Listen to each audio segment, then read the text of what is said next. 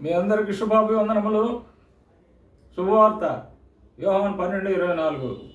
గోధుమ గింజ భూమిలో పడి చావుకుని ఎడల అది ఒంటిగానే ఉండను, చచ్చిన ఎడల విస్తారముగా ఫలించును.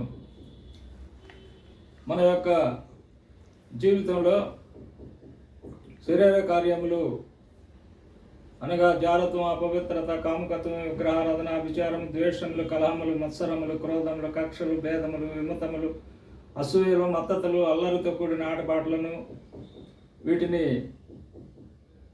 చంపిన ఎడల ఆత్మీయంగా బ్రతుకుతారు, జీవిస్తారు, విస్తారంగా ఫలిస్తారు. యేసు ప్రభు వారు సిలువలో మరణించి తన రక్తం కార్చుడు ద్వారా ఎవరైతే ఆ రక్తమును ఆశ్రయించిన వారిగా ఉంటారో వారందరికీ ఆత్మీయంగా ఫలించే అనుభవం అనుగ్రహించబడింది. ప్రార్థన. మమ్మల్ని మిక్కిలిగా ప్రేమించిన మా ప్రియ పరలోకపు తండ్రి, జీవాధిపతి, జీవము కలిగిన తండ్రి, మీ పరిశుద్ధ బంగారు పాదములకు కోటాను కోట్లుగా కృతజ్ఞత వందనములు, స్తుతులు, స్తోత్రములు తండ్రి. నాయన, మీ ఘనమైన మాటలు వినినా మీ బిడ్డలను, వారి సంఘములను, వారి కుటుంబములను, వారి పిల్లలను నిండారులుగా దీవించి ఆశీర్వదించండి ప్రభువా.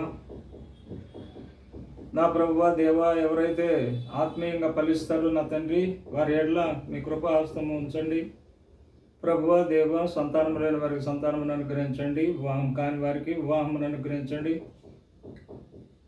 స్వస్థత లేని వారికి స్వస్థత అనుగ్రహించండి, విడుదల లేని వారికి విడుదల అనుగ్రహించండి, రక్షణ లేని వారికి రక్షణ అనుగ్రహించమని యేసు ఉన్నతమైన పరిశుద్ధమైన నామములో స్తుతులు, స్తోత్రములు, కృతజ్ఞతాస్తుతులు కోటాను కోట్లుగా సమర్పించి మిక్కిలి వినయముతో బ్రతిమలాడి వేడుకొని ప్రార్థన చేయుచున్నాం తండ్రి. Amen, amen. ఈ మెసేజ్ షేర్ చేసిన వారికి, సబ్స్క్రైబ్ చేసుకున్న వారికి దేవుడు నిండారులుగా దీవెనలు, ఆశీర్వాదములు అనుగ్రహించును గాక. Amen, amen.